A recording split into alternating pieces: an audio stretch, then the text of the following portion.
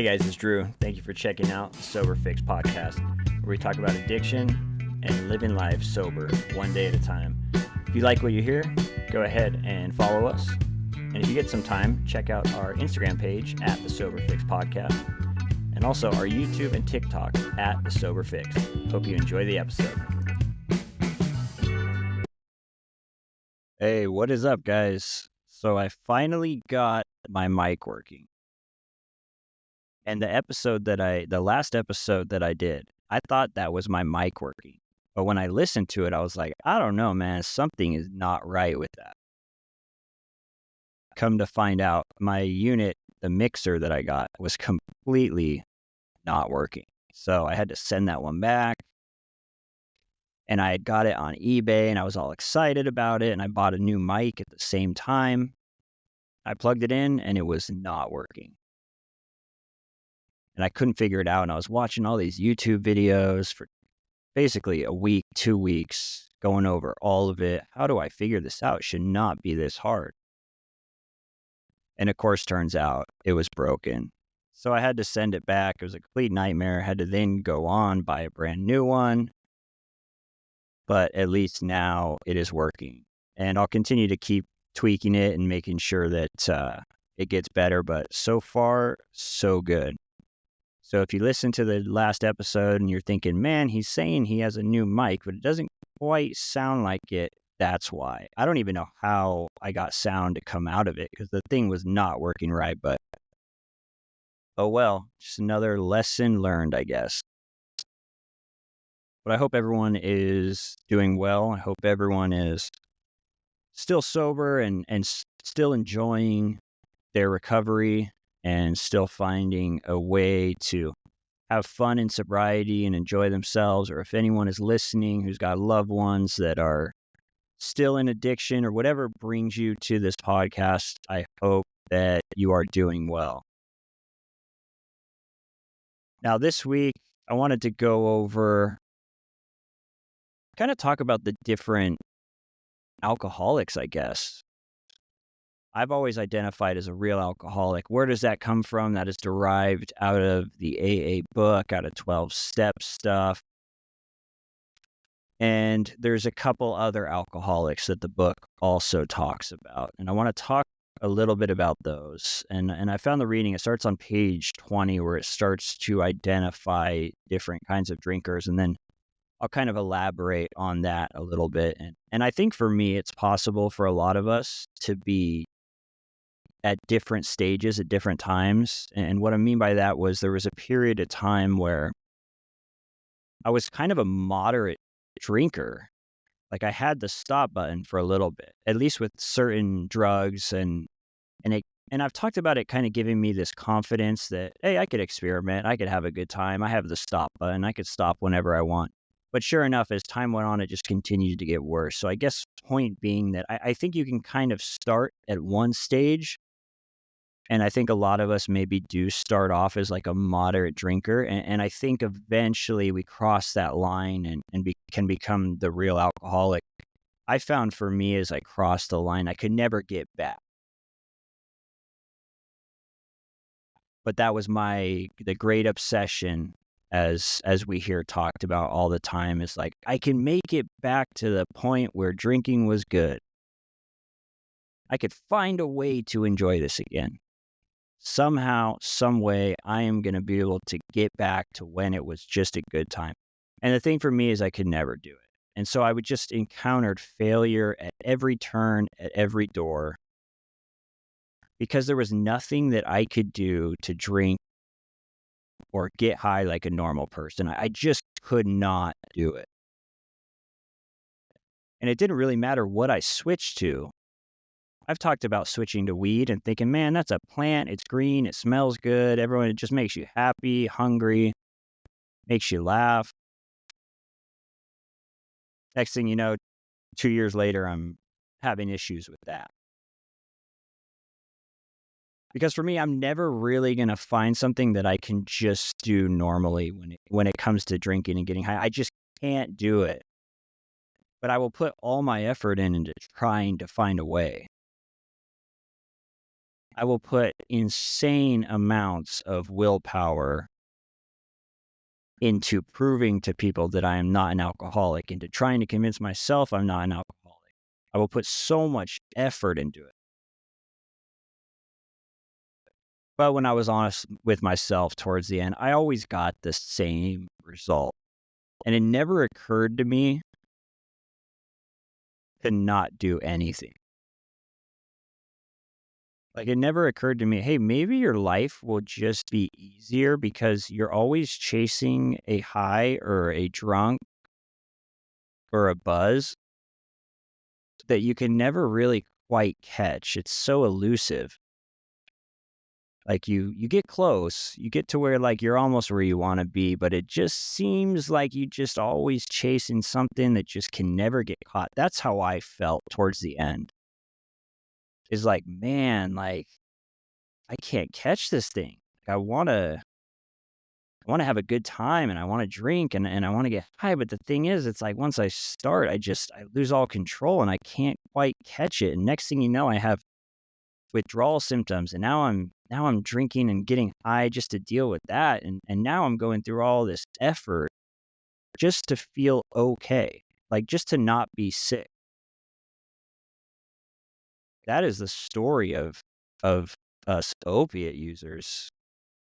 It's like we love it in the beginning, but towards the end, we are mainly keeping up with it just to feel okay. No better than I feel right now. And that's when I think a lot of us start to question this lifestyle. Is like, is this worth it? Like, I know it was in the beginning, but it's just, oh no, consequences are starting to add up. Things are starting to add up. People are not talking to me. I'm not invited places. I'm having problems with work. I'm about to lose my job. I've lost many. I'm having a hard time getting a job because of all the stuff that's happened because of this drug use. Like, I don't know. This is just not quite worth it. And then, of course, time is flying by. The years are just flying by. And all of a sudden, I'm not that 17-year-old that's getting high while other friends are just out of high school. Like now people are starting to have lives. They're starting to have careers. They're having kids. They're doing all this great stuff. And I'm just that guy stuck on drugs. And it's like, start to kind of ask yourself, you're like, man, I only live once in this lifetime. And I know I thought I was having fun years ago. And I know I thought I was just being free and kind of doing what I wanted, but life is starting to go by now, and I am in a much different position than I figured I ever would be at this age. Like, this is just not right. But the problem is, I don't really know how to change the habits that I've been doing for so long. Like, how do I go from someone that has to drink in order to have fun? That was one belief that I had for a long time. How am I going to deal with hard times in life? Like, I have to have alcohol or drugs to turn to because I'm so used to that. Like, I'm not going to be able to go through life sober. That was another belief that I had for a long time. But what I didn't realize was I had crossed the line. I was what some people say is a real alcoholic. And I want to get into these different types. Again, this is page 20 out of the big book. It says, moderate drinkers have little trouble in giving up liquor entirely if they have good reason for it. They can take it or leave it alone. These are moderate drinkers. I don't know that I was ever a moderate drinker. I've told you guys before on here, I had lemon Smirnoff vodka for the first time that I really got to have a lot of alcohol, besides like sneaking sips here and there. I mean, like, okay, there's a bottle in front of me. There's no parental vision around. Like, I have the opportunity to drink as much as I want right now. I hadn't really had that opportunity before. I had chances to take sips here and there, whatever. But this was the first chance that I can get drunk if I want to. And I remember blacking out that first night. And I remember puking a million times. But I want to say I was 16, 17 years old. And it was funny. I had good friends that were taking care of me that night, made sure I didn't get in too much trouble. But I never really had much of a moderate drinking phase. I can't ever remember having the opportunity to drink as much as I wanted to drink and having to. Like, I can remember forced situations where the environment or the people around me or the place I was in or whatever was going on was forcing me to only have 2 drinks. Maybe I'm with a work boss or something's going on to where I'm like, okay, like this is a situation where I can't just get wasted and potentially black out. Like, I've got to really try my hardest to really manage this and have like 1 or 2 drinks. But I'll tell you what, as a real alcoholic, for me, that was worse than not drinking. Because you give me that one, now I'm waking up the beast. Now the monster's awake. I'm craving it now. I've had one. And now I'm around these people where I promise myself and others that I absolutely cannot get out of hand in this situation. But the whole time after I have that one, all I'm thinking about is another. Now, see, that's what's different from us real alcoholics and someone who drinks normally is they could take that first drink. Let's say we're at a baseball game.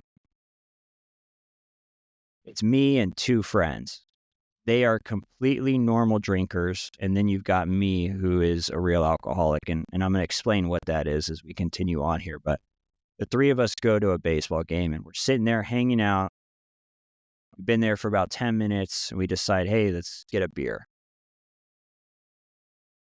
So we each order a large beer from the person who's taking orders or whatever the case may be. Maybe we grabbed it just before we got seated. But point being, we each have 1 large beer. And we finish the drink, and the 2 normal drinkers are sitting there hanging out, talking about the game, watching the game. They're into it. And then you've got me. Now, I've had the 1 drink. And I'm going, man, like I need another right now. And I'm sitting there and I'm trying to watch the game, but really in the back of my head, I am like, I'm fighting it. Like I'm feeling something inside me is driving me to go get another drink. And then I ask those friends, hey guys, you want to get another beer? And they say, oh no, we're good. Let's just watch the game for a while.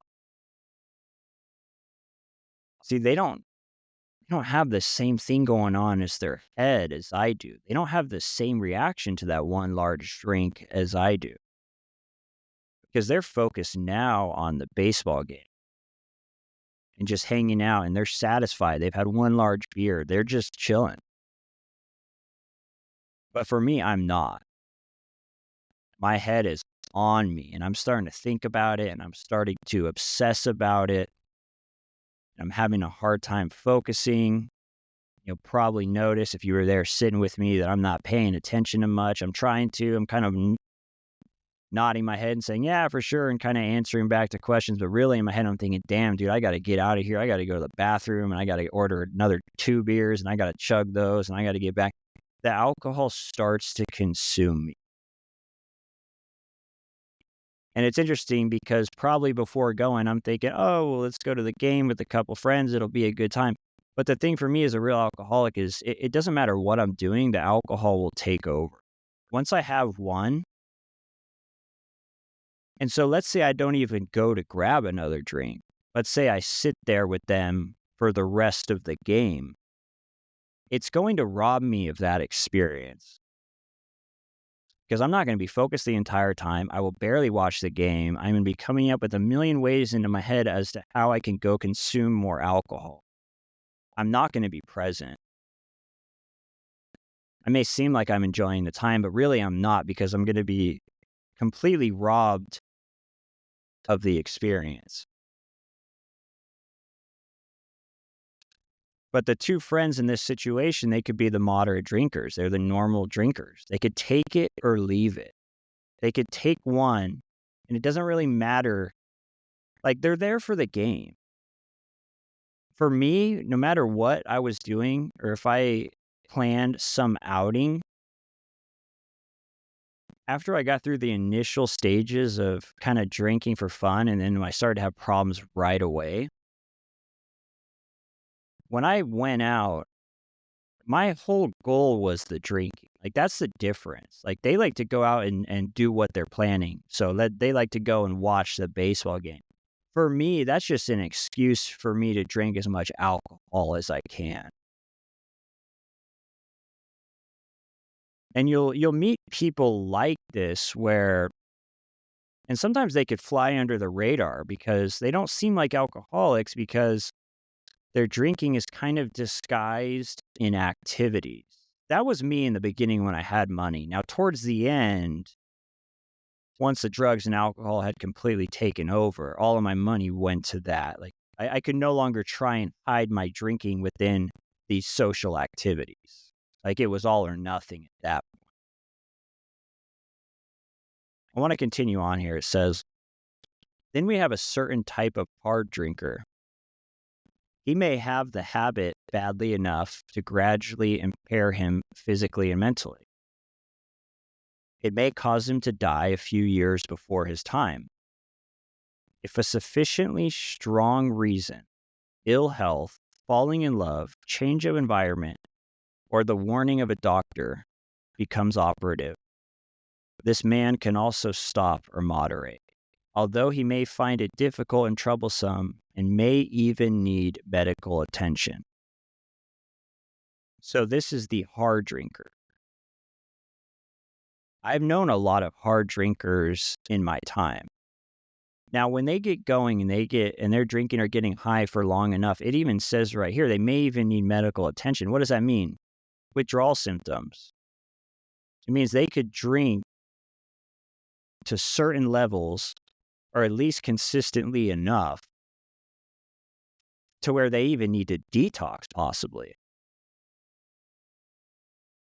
But it says if a sufficiently strong reason, and then it talks about the ill health, falling in love, the relationship, change of environment, warning of a doctor. They show up at the doctor.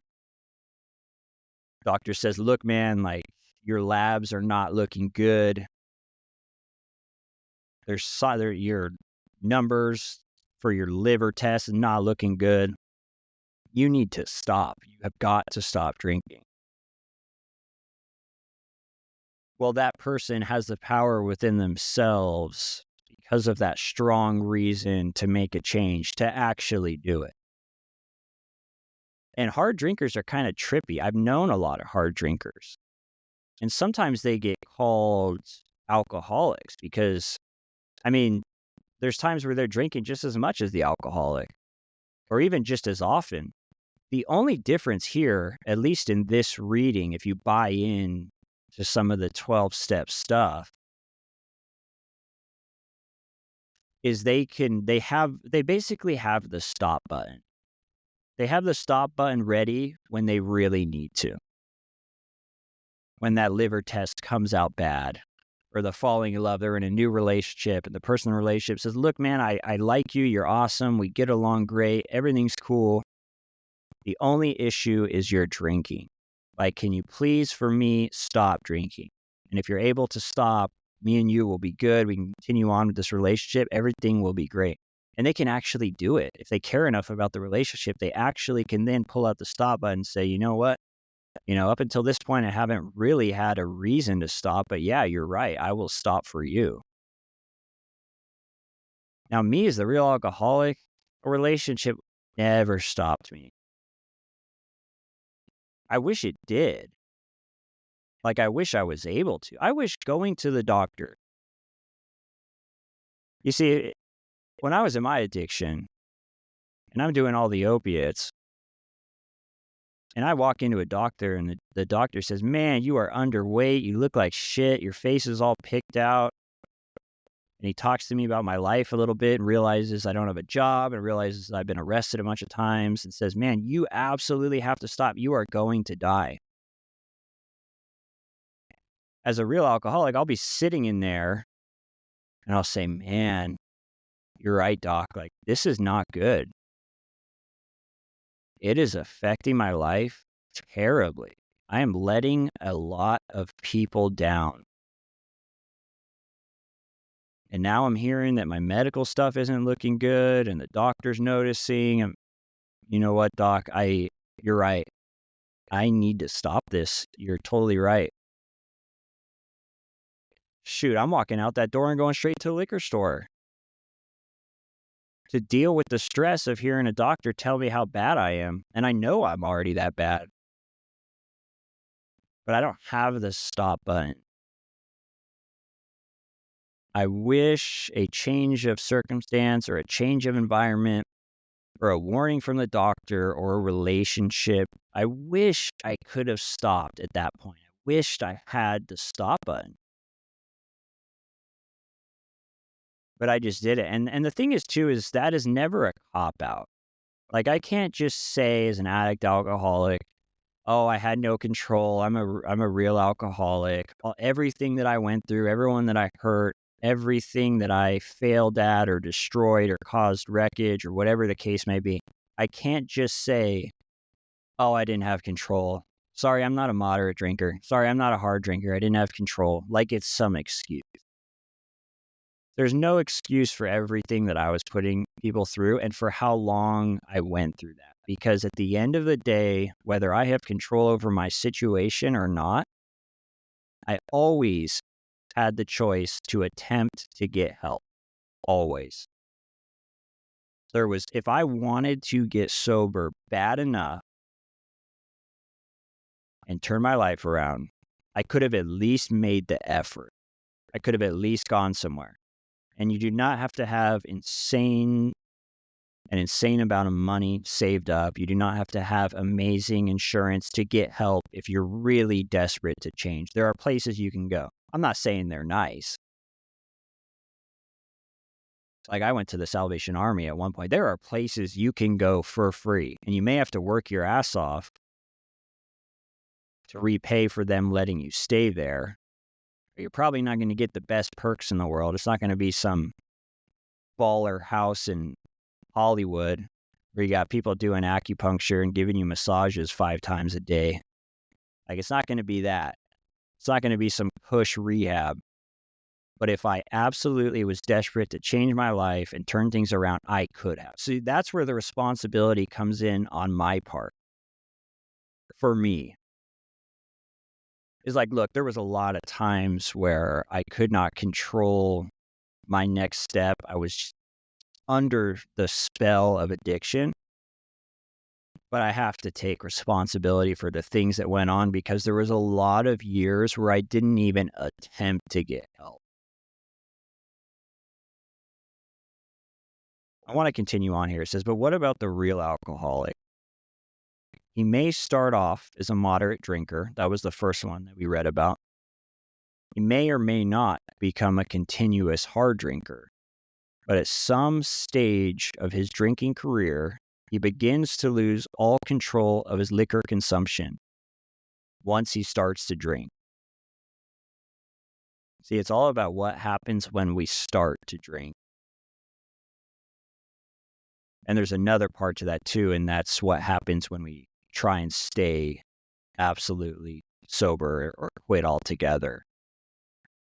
But it says, here is a fellow who has been puzzling you, especially in his lack of control. He does absurd, incredibly tragic things while drinking. He's a real Dr. Jekyll and Mr. Hyde. He is seldom mildly intoxicated. He is always more or less insanely drunk. His disposition while drinking resembles his normal nature but little.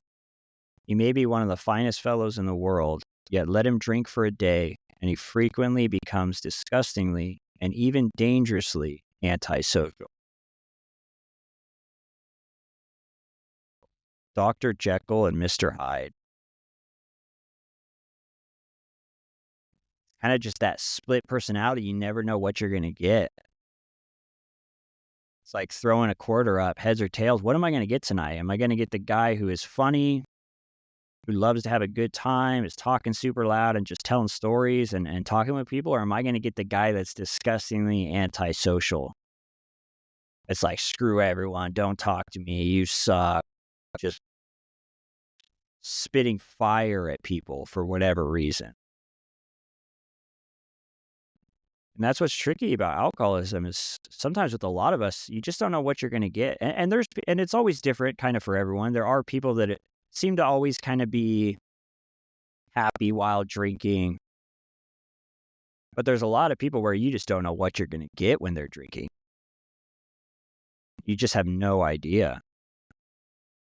Insane, incredible, tragic things while drinking. I can relate to that. It's like when I got my first DUI and I crashed into a light pole. I was just out of high school. Finally had a little bit of freedom, and we were going to this party. It was a bunch of people from my high school. And we had like just graduated high school. And we show up, and I remember we were doing cocaine at the place and drinking. I'll never forget Black Velvet whiskey. Tastes like complete shit. I was drinking that all night long. And luckily, again, I had good friends around me at that time because I drove there. I was the guy who was driving there.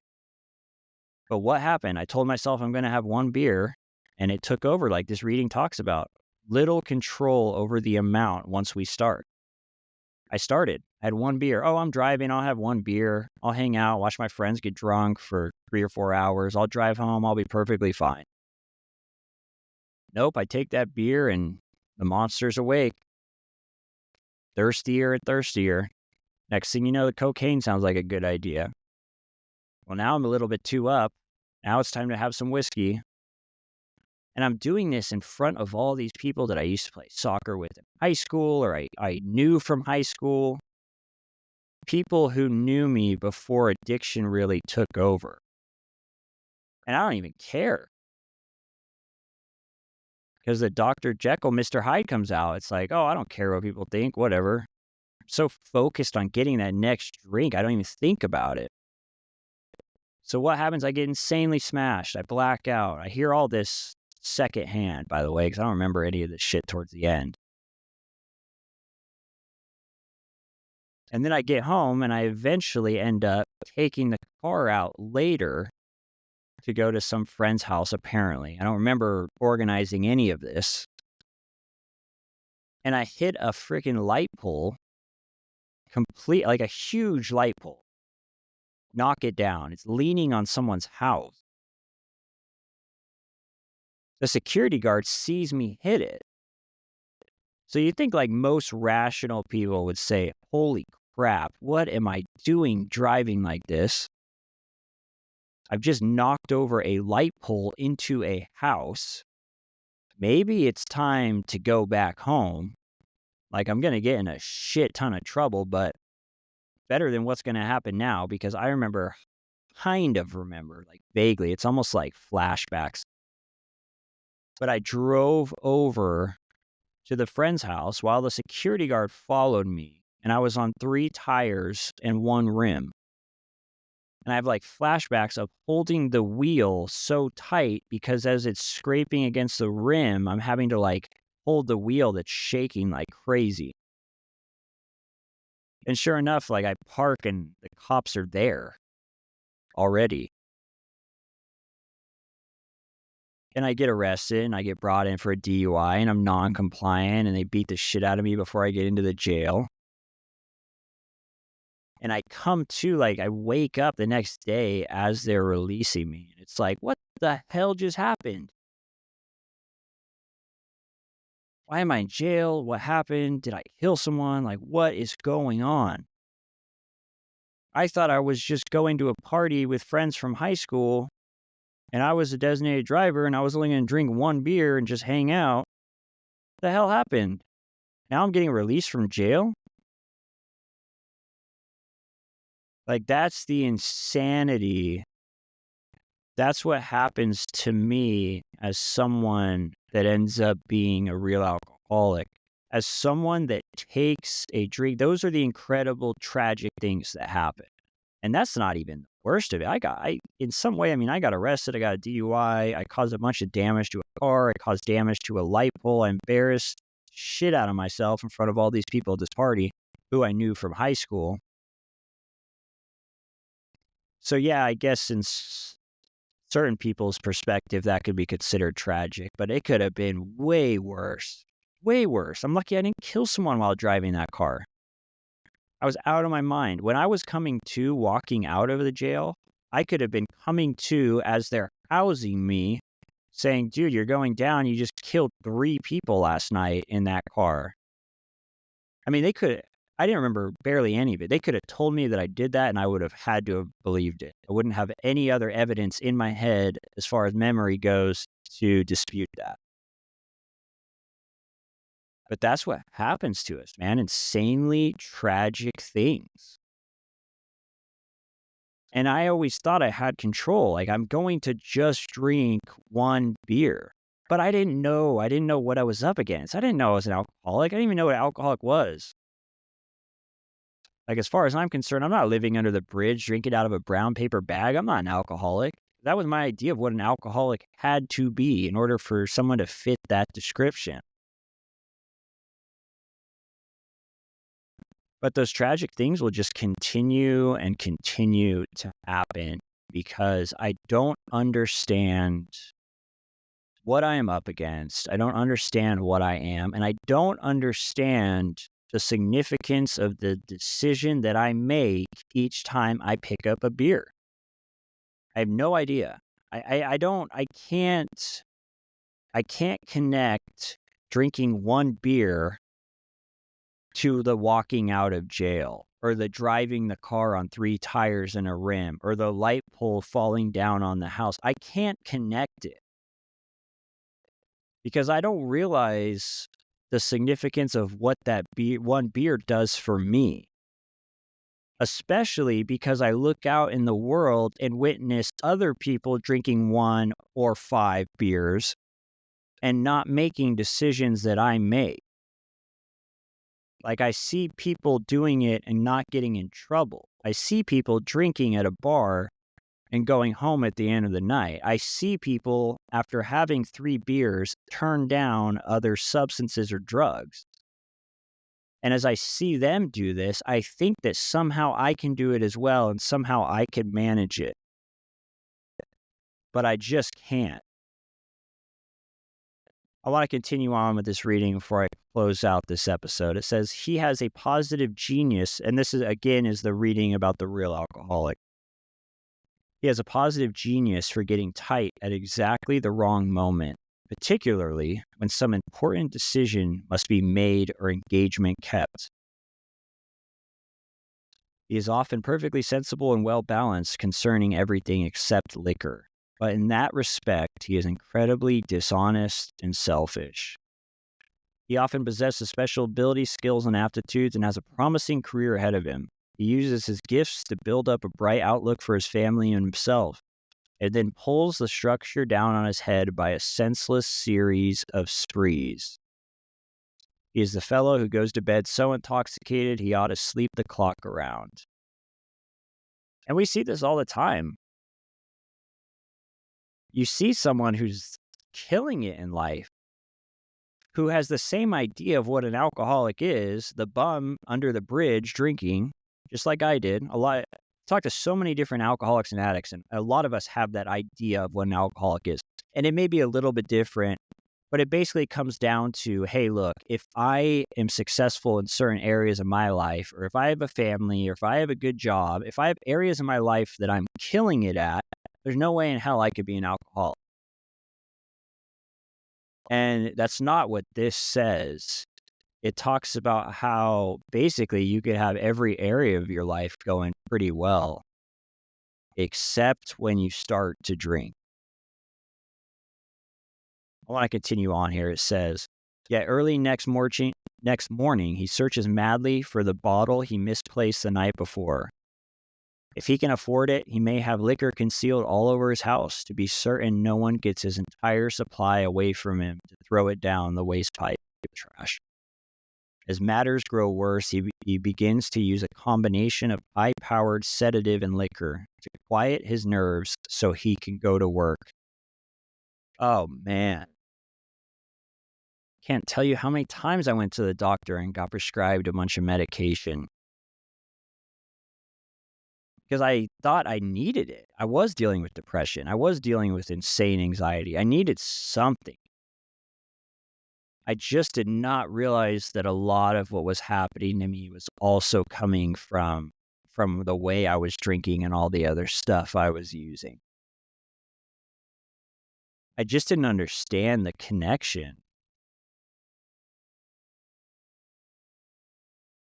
Says, then comes the day when he simply cannot make it and gets drunk all over again. Perhaps he goes to a doctor who gives him morphine or some sedative with which to taper off. Then he begins to appear at hospitals and sanitariums.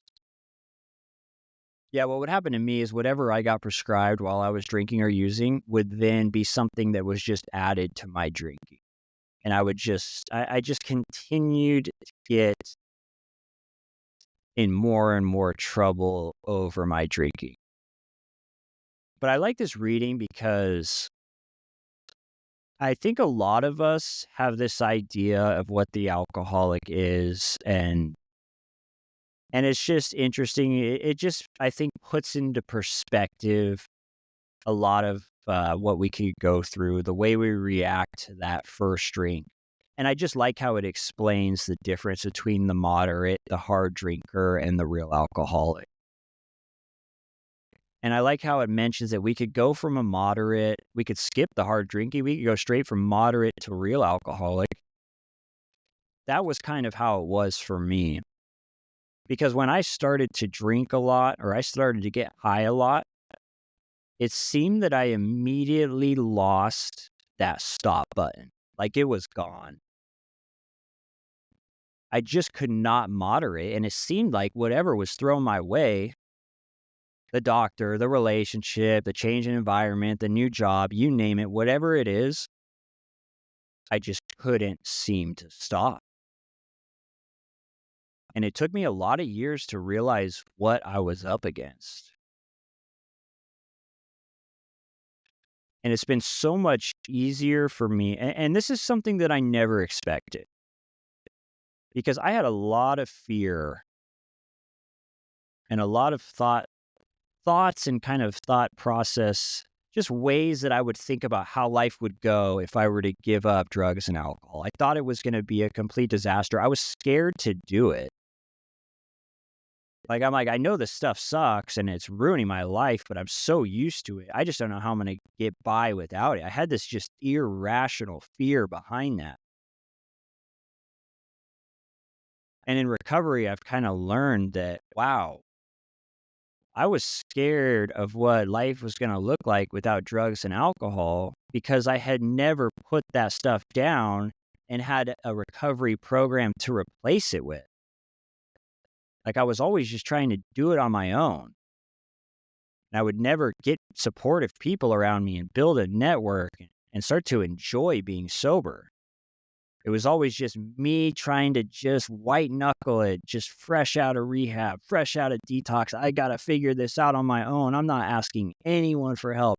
I have found a way to destroy my life this bad. Now I need to find a way to fix it. That's where I was completely wrong. Like I wasn't going to fix my life being the same person that had destroyed it. Like I needed a lot more work after that. I realized eventually that I was the real alcoholic. I realized what that meant. I realized it meant that when I take that first drink, all bets are off. That's why I do those insane, tragic things. That's why the change of personality comes out. Either I'm happy or I'm the Dr. Jekyll, Mr. Hyde, or I'm insanely depressed and antisocial. I finally realized what I was up against. And people in recovery were the ones that told me. And they kind of told me, look, try this. And I know that not everyone does 12-step stuff. You could fill in the blank with whatever recovery program you use, whether that's whatever, church, Celebrate Recovery, seeing your therapist, doing healthy new hobbies, going to the gym a bunch, whatever the case is that you do. I just realized I needed that. Like, I was not going to beat addiction on my own. There's no way. And I was not going to ever reach a point where I could drink like that moderate drinker. Like, we can go from moderate to hard to real alcoholic, but we don't go from real alcoholic back to moderate. I've never even seen anyone go from real alcoholic to hard alcoholic, because that would mean they all of a sudden had a stop button. I've never seen someone that was having insane problems with alcohol.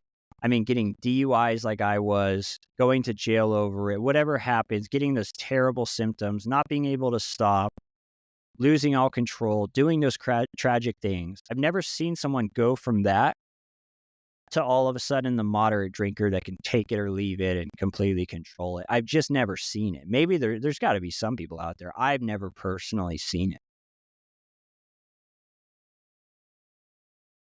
And it took me a long time to realize that I will never get back to that. I'm never going to enjoy drugs and alcohol like I thought I once did in the beginning. I will continue to get the same results over and over and over. And if someone on here is listening and you can somehow relate to, man, I always have problems when I take a drink. I'm always running back to it. I'm always trying to get sober on my own. I'm always getting the same result from drugs and alcohol. Just ask yourself, do you have the stop button? I didn't. I never really had stop button that the moderate or the hard drinker has. And so for someone like me that does not have a stop button, I was left with two choices. I can either continue to just try and force getting back to the good stages of alcohol and drugs and just never getting there. I could just continue to just drink and get high and run into the same issues and destroy my life and die eventually while trying to enjoy drugs or alcohol. Or I could eventually say, look, dude, like, I'm screwed. Like, I fought a good fight trying to make this work, but I just can't stay sober on my own. I just can't figure out how to stop drinking and using on my own. I can't figure out how to make drugs and alcohol work for me. Maybe I need a recovery program. And that's what I got to. After failing and hitting my head on the wall 3 billion times, trying to find a way to get sober on my own, I finally said, look, I lost. Like, I lost. I'm a complete real alcoholic who has no control once I take that first drink. I have no stop button when I want to stop, even though I will swear to you that I do have a stop button. I don't. My life is going to continue to spiral downwards and continue to be so shitty that I just can't stand it unless I surrender and say, look, I need more help than I thought.